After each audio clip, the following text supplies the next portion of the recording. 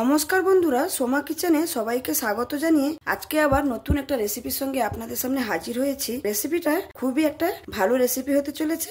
ভিডিওটা প্রথম থেকে শেষ পর্যন্ত দেখার অনুরোধ রইল আপনাদের কাছে। আর যদি ভালো লাগে তাহলে অবশ্যই সাবস্ক্রাইব করে আমার পাশে থাকবেন। তবে চলুন রান্নাটা দেখে নেওয়া যাক। আমি এখানে এক প্রকারের সামুদ্রিক মাছ নিয়েছি। এই মাছটাকে আপনারা কে কি নামে চেনেন আমাকে অবশ্যই জানাবেন। আর আমরা তো বলে থাকি রুলি মাছ, আর একটা জানি যেটা বলে যে মান্থলি মাছ। তো এই মাছটা খেতে কিন্তু খুবই অসাধারণ লাগে। আমি আজকে এই মাছটাই রান্না করে দেখাবো। আপনারা ভিডিওটা প্রথম থেকে শেষ পর্যন্ত অবশ্যই দেখবেন। এবার আমি মাছটাতে লবণ আর হলুদ মাখিয়ে নেব। ভালো করে লবণ হলুদটা মাখিয়ে নেব। লবণ হলুদটা ভালো করে মাখিয়ে নিয়েছি। এবার আমি রান্নার কাছে চলে যাব। আর রান্নার জন্য দেখুন এখানে আমি সমস্ত কিছু রেডি করে নিয়েছি। এখানে তেল দিয়ে দেবো মাছটা ভেজে নেওয়ার জন্য। তেলটা এখানে আমার ভালোভাবে গরম হয়ে গেছে। মাছগুলোকে ভেজে নেব।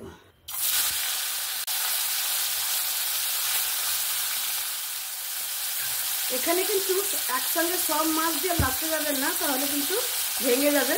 আমি এখানে অল্প অল্প করে এরকম ভেজে নেব। এখানে আমার মাছগুলো এক সাইড হয়ে গেছে। উল্টে নেব। বেশি কড়া করে কিন্তু ভাজার দরকার নেই। মাছগুলো আমি সব উল্টে নিয়েছি। ও সাইডটা এর সাইডটাও ভাজা হয়ে গেছে। আমি তুলে নেব। এখানে কিন্তু কোনোভাবেই কড়া করে ভাজবো না, একটু হালকা করে ভেজে নিলেই হবে। বাদ বাকি মাছগুলো আমি এরকম ভাবে ভেজে নেব।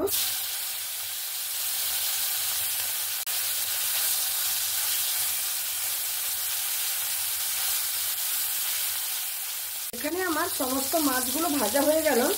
আমি তুলে নিচ্ছি।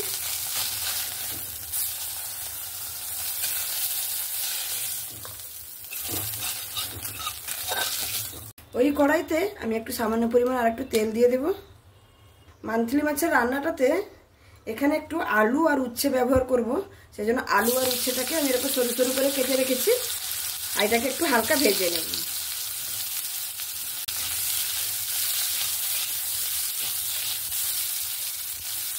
আলু আর উচ্ছেটা ভেজে নেওয়ার সময় আমি একটু হলুদ, একটু লবণ দিয়ে দেব।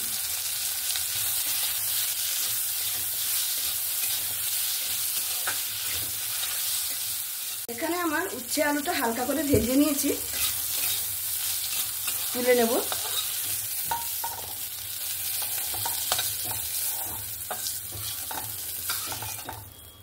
এবার আমি ওই কড়াইতে রান্নাটা করে নেব।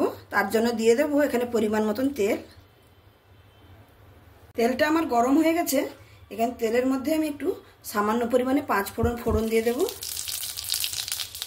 আর আমি দেব রসুনকে থেতো করে রেখেছি। এই 4-5টা কোয়ার মতন রসুনকে একটু থেতো করে দিয়ে দিচ্ছি। এই রান্নাটাতে এই রসুনের ব্যবহারটা কিন্তু খুবই জরুরি। আপনারাও দেবেন, খুবই খেতে ভালো লাগে।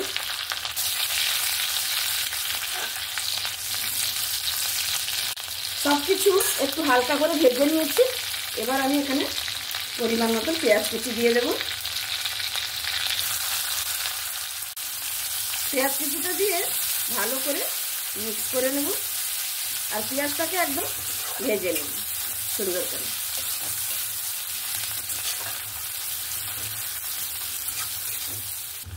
পেঁয়াজটা এখানে লাল লাল করে ভেজে নিয়েছি। আমি এবার এখানে দিয়ে দেব টমেটো কুচি। টমেটো কুচিটা দিয়েও পেঁয়াজের সঙ্গে একটু ভাজা ভাজা করে নেব। পেঁয়াজ আর টমেটোটা ভালো করে ভাজা ভাজা করে নিয়েছি।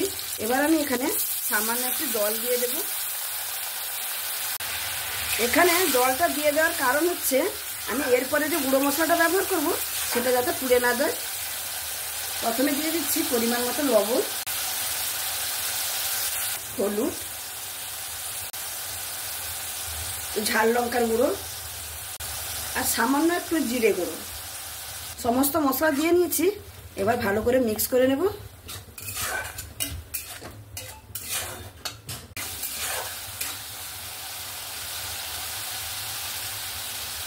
সম্পূর্ণভাবে কষিয়ে নিয়েছি। আমি এখানে দিয়ে দেব একটু সর্ষে বাটা। আমি এখানে সাদা সর্ষে ব্যবহার করেছিলাম, হলুদ সর্ষে। আপনারা যদি কালো সর্ষে ব্যবহার করেন তাহলে একটু ছেঁকে দিয়ে দেবেন। দিয়ে ভালো করে মিক্স করে নেব।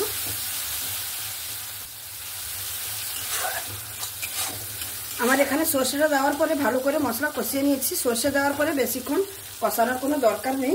এবার আমি ভেজে রাখা আলু আর উচ্ছেটা এখানে দিয়ে দেব, দিয়ে মশলার সঙ্গে ভালো করে মিক্স করে নেব।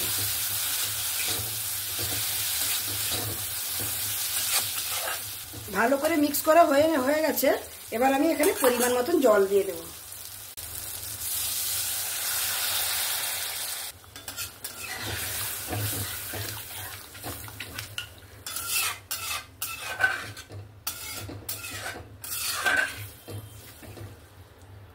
আমি এখানে পরিমাণ মতন জল দিয়ে নিয়েছি। যেহেতু রেসিপিটা আমার একদম মাখা মাখা হবে, সেই জন্য আমি সেরকমই বুঝে জলটা দিয়েছি। দেখুন এবার ফুটটা চলে এসছে তরকারির মধ্যে। এবার আমি ভেজে রাখা মাছগুলো এখানে দিয়ে দেব।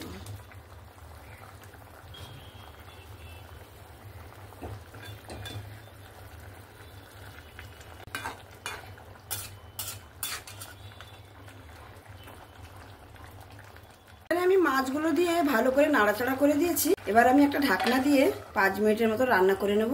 আমার 5 মিনিট হয়ে গেছে। এবার আমি ঢাকনাটা খুলে নেব।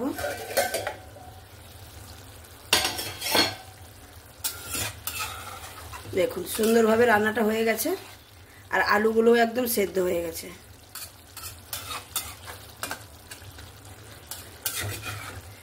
রান্নাটা দেখুন কত সুন্দর হয়ে গেছে। আমি নামানোর আগে একটু সামান্য ধনেপাতা দিয়ে নামিয়ে নেব। ধনেপাতা দিয়ে সামান্য একটু নাড়াচাড়া করে নিয়েছি। আমার রান্নাটা এখানে কমপ্লিট। আমি এবার পরিবেশন করে দেখাচ্ছি। তাহলে বন্ধুরা দেখতেই পেলেন আমার এই মান্থলি মাছ বা রুলি মাছের এই রেসিপিটা। দেখুন দেখতে কতটা অসাধারণ হয়েছে, খেতেও কিন্তু খুবই দুর্দান্ত স্বাদের হয়।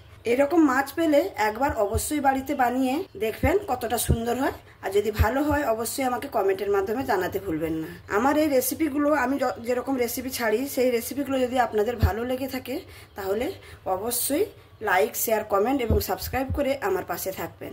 এখনও যারা নতুন বন্ধুরা ভিডিও দেখছেন কিন্তু সাবস্ক্রাইব করছেন না, প্লিজ বন্ধুরা সাবস্ক্রাইব করে আমার পাশে থাকুন। আমি খুবই আনন্দিত হব।